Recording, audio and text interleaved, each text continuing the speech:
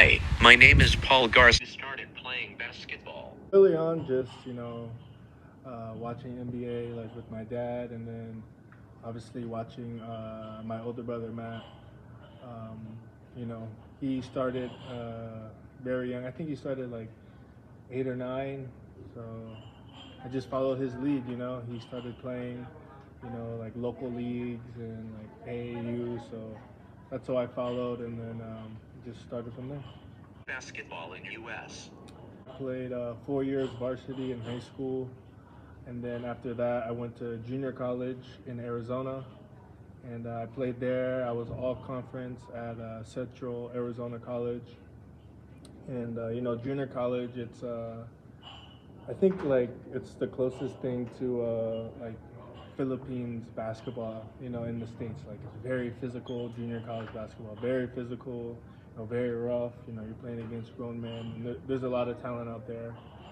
And then, after my 2 years at Central Arizona College, I went to University of California, Riverside, and I played 2 seasons there. And I played against a lot of pros, against a lot of like historically like good colleges and stuff like that. So, it was always a dream of mine and a goal of mine to play Division I basketball.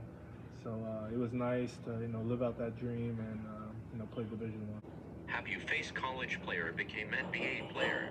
Yeah, actually, I played against Lonzo Ball, UCLA. Who else?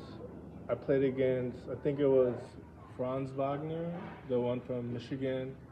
Played against him. We were in the same conference as Gabe, Vincent. And it's crazy to see how good he is, because back in college, you can tell, like, he was a pro. Like, you can tell he was, like, a different level guard.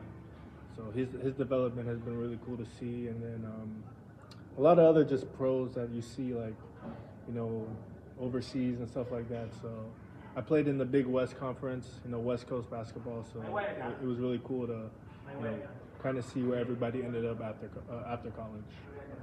How's your first pro team in Alab?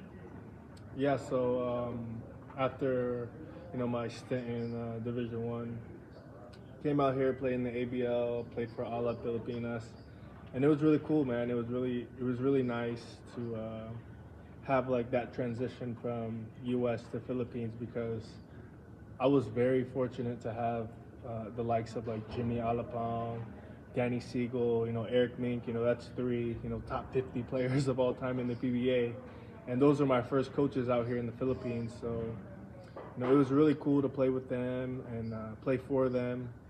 And a lot of what they taught me early on in my career out here, I still carry today. Like, that intensity I have to bring on the defensive side of the ball, that keeping my body healthy and stuff like that. So I was very fortunate, and it was really fun playing in the ABL. Traveling, Southeast Asia, playing different countries and different teams, playing against 3 imports at a time. That was really fun. So yeah, I think the ABL and Alab, that was the perfect like segue for me into the PBA. Curious, sir, are you recruited? For Alab, yeah, kind of. The owner of the team was Charlie D, my agent. So he just told me like like come over and play a season or two in the ABL and get adjusted and make it a little name for myself before joining the PBA. So that's what I did, and I enjoyed my time there. Like it's crazy to see like the talent that we had on that team. It was like me, Ethan Alvano, who was an MVP in the Korea, Kalen Chonson, Ray Parks, over in the B League doing his thing. So like it was a lot of talent out there, a lot of talent. I played with Jeremiah Gray. It was really fun for all of us, to be there together and play, and all of us, starting our careers out here like that. What do you learn from Coach Jimmy? One thing that I learned from him, obviously like I said earlier, like being able to play like at a high level, like recognizing the type of like condition you have to be in, the mindset you have to carry into the game, and you have to be ready at all times. At the time when I was in the ABL, like I said, there was 3 imports, so having to be able to guard like bigger guys, more experienced guys, that helped me a lot. And then like one thing that like technical that he taught me was for shooting, which is, great. Whenever he talks about shooting, you always listen with Jimmy. So, he taught me like how to have like a solid base, a little bit, coming out of college, I was like narrow and like I was like offset a little bit, but he taught me how to be low and how to be a little bit wider, base with my feet basically. It's crazy how, your feet affect your jump shot. Like those little things you don't think about, and he's so technical. So those things for sure, like I still carry today. How's experience in PBA 3x3? It was good, man. At the time, the PBA 3x3 came about after COVID. So, I was, kind of, without a team for a while. So, playing PBA 3x3, I was just very excited to just be back playing basketball again, in any form. And, playing PBA 3, that was my first time ever playing, 3x3 game. And, like, learning, like, how to adjust and how to, like, play and, like, the type of conditioning you have to play PBA 3x3. It's so fast-paced. It's so physical. So it was really fun. And, playing for, like, the Limitless, franchise, the Phoenix franchise, we won a lot. Me, Marvin Hayes, Raymar Kodiak, Jorge Napales. We went out and, we won the first championship out there in 3x3. So, it was an experience that, like, I'll always remember because, it was, like, my, like, rebirth into basketball after COVID, after so much uncertainty. So, I just really enjoyed my time and, it was fun to, like, get back out there and competing. How's the feeling drafted first pick in the PBA? It was crazy, man. I didn't expect it because, for so long I was trying to get into the PBA draft and, there was, at the time there were some requirements that I wasn't able to secure. But, they changed the rule to, passport holders were able to join the draft. So, after my stint with, Limitless in the PBA 3x3, we went off to the SEA Games and we represented the country in SEA Games. And then, I came back and I didn't even get to watch the draft, which was funny. I was on the flight coming back from Vietnam. So right when I landed, I turned my phone back on and, like, I was getting all these messages and, said congratulations going first overall. So it was just, honestly, like a dream come true, a real, like, culmination of a lot of hard work and patience. And, I was, very blessed and honored to be, drafted first in the PBA. So I know, like, coming with that was, like, a lot of responsibility, and, like, the work is just beginning when you get drafted, in the PBA. Like, once you get drafted in the PBA, now you have to stick in the PBA, and, like, that's something I recognize. So, yeah, just, very blessed and very humbled, and, all worked out in the end. Curious, sir, are you pressured to be first pick? Not really, because, I have a lot of, trust and a lot of confidence in myself to go out and perform and compete and play against, the best players in the PBA. So, any outside pressure or things like that, it's nothing more than, I put on myself. So, it just comes with, a little bit more, spotlight, but, the pressure, I try my best to just block it out and not let it get to me. How's your rookie in the PBA? My rookie year? It was fun, I, played for Blackwater for one conference and, all Filipino conference, and that was the first time the Blackwater franchise had made the playoffs. So, it was really cool to be a part of that, and, we had a really good mix of guys there. And then after that, I got traded to Nlex, and, it was a little bit of a transition for Nlex because Coach Yang left and then Coach Frankie came in. So, it was just a little bit of an adjustment, getting there because, it's really nice to have stability and stuff like that, your first year. And, that was my first time ever being traded or anything like that. So it was a, very up and down season. But I think once I got to Nlex, like the second part of the first conference, then the second conference, like I really like got my footing in the PBA and like saw like, how I could be effective and things like that. So, it was really nice. It was really fun. I achieved a lot that I wanted to do.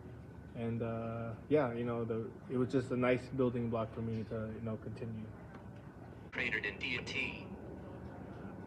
It was surprising,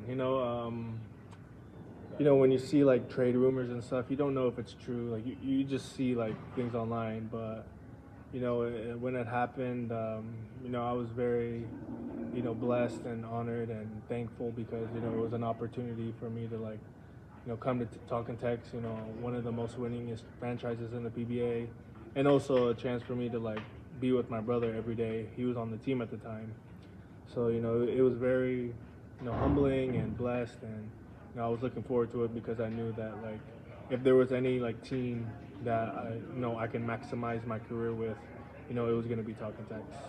How's playing alongside with your brother Matt?